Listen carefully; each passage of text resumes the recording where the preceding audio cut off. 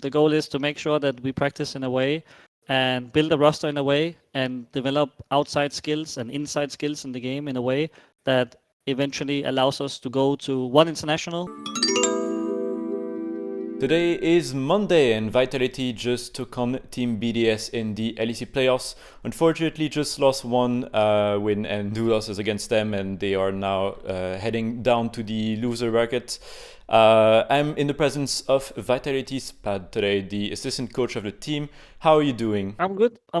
Obviously disappointed with the loss in a series that I think we should have closed out in all 3 games. I think we had plenty of opportunities to play better League of Legends in mid and late game in order to keep snowballing our leads and close them out. But I mean, if nothing else, that gives us a very clear purpose for what we need to practice moving into next week. Yeah, I mean, especially game 2 and 3 were a bit heartbreaking, I guess, for fans of Vitality because the team seemed like it really had the upper end for most of the early mid game, maybe, and then some throws happen and then it just spirals out of control. What do you think is maybe like the biggest factor that led to this defeat today? Is it just miscommunication, just not really knowing what to do in the later part of the games? I think we haven't spent enough time like really finalizing how we want to approach like later neutral objectives in the game.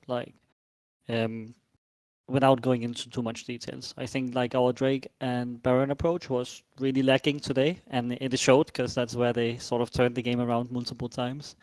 And then I think we showed a bit of a tendency to like not do enough, and then because we didn't do enough with our lead or transfer it well enough, we felt forced to do stuff, and we ended up like doing stuff like going through chokes into a series, and it ended up being a bit hard. So I would say just like our neutral approach today was not very good in late game. And now, unfortunately, you are dropping to the lower bracket, which means that you will be facing the winner of Giant X against Madeleine's Koi, probably next week, I guess. Do you have any thoughts on that as well? Are you guys going to be tackling the next week of practice differently, or? No, I think after a series like this, where you generate 3 big leads in games and you don't close them out, I think you just focus on you. Obviously, like we're gonna go and do our scouting and do our due diligence on both Giant X and Mad Lions, or well, whoever we face. I think we know tomorrow, right? But primarily, it's just gonna be making sure that we sharpen up on the areas where we were lacking today. That aside, I would like to quickly talk about all the coaches at Vitality because you guys have quite an extensive list of coaches by now. I think notably one thing we heard about recently was the addition of VIT, which was loaned to you guys. How has it been working with him? Really good. Chachi is like the easiest guy to have around the office. Also one of the smartest people I know. Like this guy is just like he butts in when it's appropriate. He does a lot of really good work with Photon. I think it's very clear to see in the way that Photon has been playing like the last 2 weeks that like he's on top form. So having him around the office is both like really good for developing Photon, but also because he's such a lovely human being to having around. Like it's win-win. That aside as well, there's one thing I noticed going into this split, which I don't know if it really has any significance, but during the winter split, you guys had Carter and yourself on stage, and now you moved back to having Mac and yourself instead. Has there been any changes in terms of how the coaching stuff works, or is it just maybe because Mac has it, or he couldn't attend the LEC for some time? I know he had some family stuff, right? So actually, he didn't have a visa, so he just literally couldn't work. But the plan from when we signed together was that we are together on stage. So actually, it was all planned like ahead of time. It's just he literally couldn't be on stage, and Carter did a wonderful job of filling in while he couldn't. And also, obviously now we are in the playoffs, so you guys are back to doing live drafts on the stage. But I would like to ask as well regarding the pre-recorded draft that happened, notably during the group stage. How has it been, by the way? Because usually in drafts you only have 2 on-stage coaches, but there with the backroom pre-recorded games, did you have access to all your coaches doing the drafts, or is it just only like the 2 on-stage coach? Yeah, you have access to all of your coaches, but honestly, it ends up being like limited time. You have like, I think on average we had like between 10 and 12 minutes, which is, it sounds like a lot, but 10, 12 minutes goes really, really fast.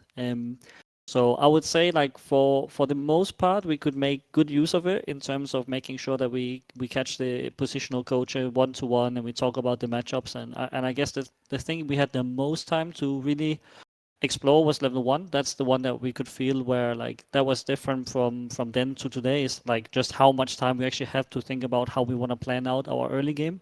Not that we had super bad early games, but I think we probably could have made sure we were better prepped for having quicker level 1 strategies than we had today. So moving to another topic as well, I mean, obviously today was a loss for you guys, but still something that has been very fun to see, I guess, for Vitality and just nice overall is the development of a player like Daglas as well, who last year maybe didn't have the best start to his career in the LEC because obviously he was on a quite difficult roster for his debut. How has it been working with him and helping him develop right now? Because I think we saw, especially in game 1, for example, when Vitality performs, he is like one of these key members that really perform well as well. Yeah, I think working with Douglas has been it's been a process that started a bit slow, but is ramping up now.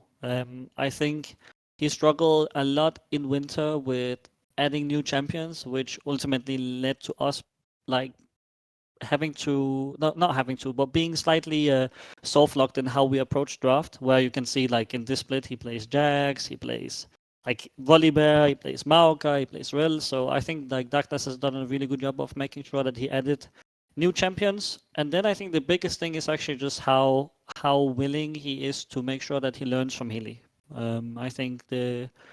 I think that any player who goes on a team with Hilly as a rookie and who doesn't just open his ears and soak information is really trolling. So I'm very happy that my players do. Speaking of Hylissang, I know you've been on Twitter as well defending him a lot.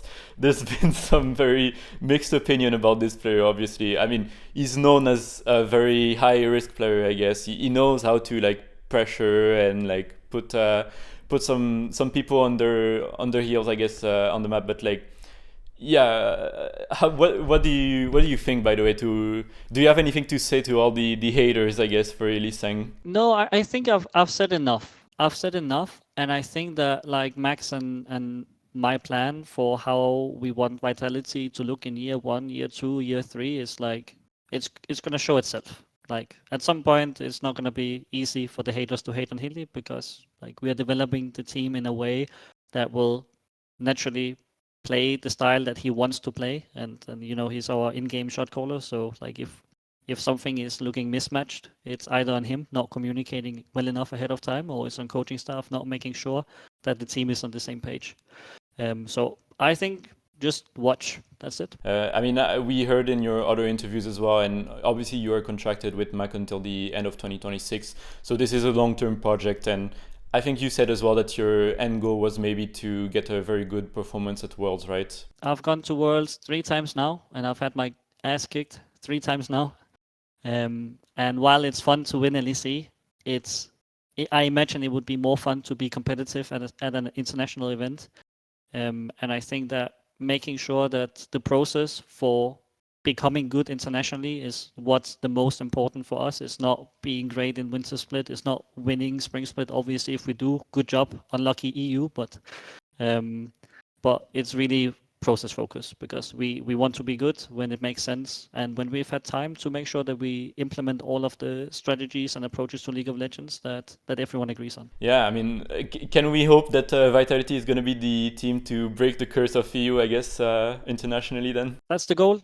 The goal is to make sure that we practice in a way and build a roster in a way and develop outside skills and inside skills in the game in a way that eventually allows us to go to one international and soak up as much info and knowledge as we humanly can, because I think that's often what goes wrong for EU, is that you go to Worlds and your team either hate each other or they're burned out, and then you don't learn from Worlds, or you make 3 roster changes after Worlds, and all of the experience that you guys just gathered together at international is just lost, and you go back to square one. So the goal is to find the players that we want, keep them for an extended period, and make sure that they get to experience like playing together at an international stage and then replay together on an international stage, because that's when you're going to look good. Unfortunately, we have to close out, but I know that the Vitality fan base, the Hornets and the Hive, are really huge, and you value them a lot. Do you have anything you want to say to them before we close out? Yeah, thank you for always supporting us. Thank you for anything you do for our Valorant team, for our CSGO team, for our Rocket League team. Like, being part of an organization that has this much backup at any given time is just like, it drives me forward. So yeah, thank you for everything. Thank you as well for your time today, despite the loss, and hopefully we'll get to talk to you again after a win next week. So I hope that you have a great week of practice, and yeah, hopefully we'll talk again soon. Perfect. Thank you. Have a nice day.